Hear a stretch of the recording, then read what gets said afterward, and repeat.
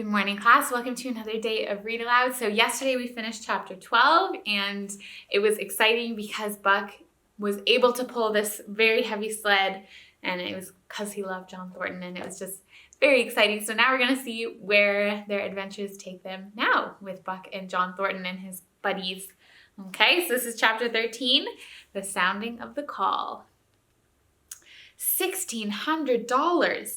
Buck earned John Thornton enough money to travel with his partners into the east in search of a lost gold mine. Many men had looked for it, few had found it, and many had never returned from their search. Yet there were stories that told of this lost mine near an old cabin, a mine with most fantastic gold nuggets. John Thornton, Pete, and Hans, with Buck and 6 other dogs, went in search of this old cabin and this treasure. John Thornton was not afraid of the wild. He was at home on any trail. He hunted for food and traveled light. To Buck, this was a great life, this hunting, fishing, and wandering through strange places. The months came and went. They faced blizzards and bitter cold in the winter months, and gnats and flies in the warm months. They rafted across blue mountain lakes and drifted down rivers in slender boats carved from tree trunks. Sometimes they went hungry, and sometimes they feasted. This was adventure. And through another winter they wandered. Then spring came on once more, and at the end of all their wandering they found not the lost mine and old cabin, but a shallow placer, a deposit of gravel where gold is often found. Here the gold showed like yellow butter across the bottom of the washing pan. Each day they worked. They earned thousands of dollars in clean dust and nuggets, and they worked every day. The gold was sacked in moosehide bags, 50 pounds to the bag. With no more thought of the lost mine, they heaped their treasure up. There was very little for the dogs to do, and Buck spent long hours by the fire. The vision of the short-legged hairy man came to him more often. Buck gazed into the fire and could see the hairy man as if in a dream, living in fear in that other world. He watched the hairy man sleeping by the fire, crouched with his hands over his head in fear. Sometimes Buck dreamed that they walked on a beach gathering shellfish. Even then, the hairy man was alert to hidden danger, ready to run like the wind. Buck felt the wild stirrings of his own soul.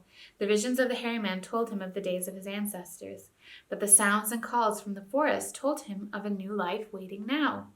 Sometimes he followed the call into the forest, looking for it, barking softly. He would thrust his nose into the earth and moss. He would crouch for hours wide-eyed and wide-eared to all that moved and sounded about him. When the call came to him, he listened. He would be dozing lazily in a camp when suddenly his head would lift and his ears cock up, listening. He would spring to his feet and dash away, on and on, for hours through the forest and across the open spaces. For a day at a time, he would lie in the underbrush where he could watch the birds and wildlife. But especially he loved to run at midnight, listening to the sleepy murmurs of the forest and seeking the mysterious something that called, waking or sleeping at all times for him to come. One night he sprang from sleep with a start, with a scent in his nostrils. From the forest came with a call, a long howl, and he knew it in the old familiar way as the sound he had heard before. He sprang through the sleeping camp and dashed through the woods. As he drew closer to the cry, he went more slowly, with caution in every movement, till he came to an open place among the trees. Looking out, he saw a long, lean timber wolf with his nose pointed to the sky. Buck had made no noise, yet the wolf stopped howling. Buck stalked into the open, half crouching, his tail straight and stiff. He was ready for either an attack or surrender, but the wolf fled at the sight of him. Buck followed with wild leapings. He ran the wolf into a jammed creek bed, cornering him. The wolf whirled about, snarling and clipping his teeth together. Buck did not attack, but circled about him in a friendly manner. The wolf was suspicious and afraid. Seeing his chance, the wolf darted away, and the chase was on again. Time and again he was cornered, and then the wolf would escape. But in the end, the wolf surrendered to Buck's chase and finally sniffed noses with him. Then they became friendly and romped about like brothers. After some time of this, the wolf started off in a way that plainly showed he was going somewhere. He made it clear to Buck that he was to come. They ran side by side through the early morning hours, straight up the creek bed and on to the mountainside. They came down into a large forest with many streams, and through this wild area they ran on hour after hour. The sun rose higher and the day grew warmer. Buck was wildly glad. He knew he was at last answering the call, running by the side of his wood brother toward the place where the call came from.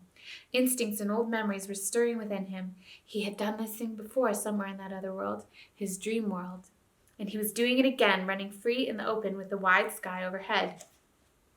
They stopped by a running stream to drink. Then Buck remembered John Thornton. He sat down. The wolf started on toward the place from where the call surely came, then returned to Buck, sniffing noses. But Buck turned about and started slowly back to camp. For an hour the wild brother ran by his side, whining softly. Then he sat down, pointed his nose upward, and howled. It was a sad howl, and as Buck trotted back to camp he heard it grow faint, and then fainter until it was lost in the distance. John Thornton was eating dinner when Buck dashed into the camp and sprang upon him in a playful romp, licking his face and biting his hand. John Thornton shook Buck back and forth, then growled and spoke to him lovingly. For 2 days and nights Buck never left camp and never let John Thornton out of his sight. He followed him about at his work, watched him while he ate, and saw him into his blankets at night and out of them in the morning. But after 2 days, the call in the forest began to sound more than ever. Buck thought of his wild brother and of the smiling wide land that lay outside the camp. Once again he took to wandering in the woods, but the wild brother came no more. Buck listened every night. The sad howl was never raised. And that is chapter 13.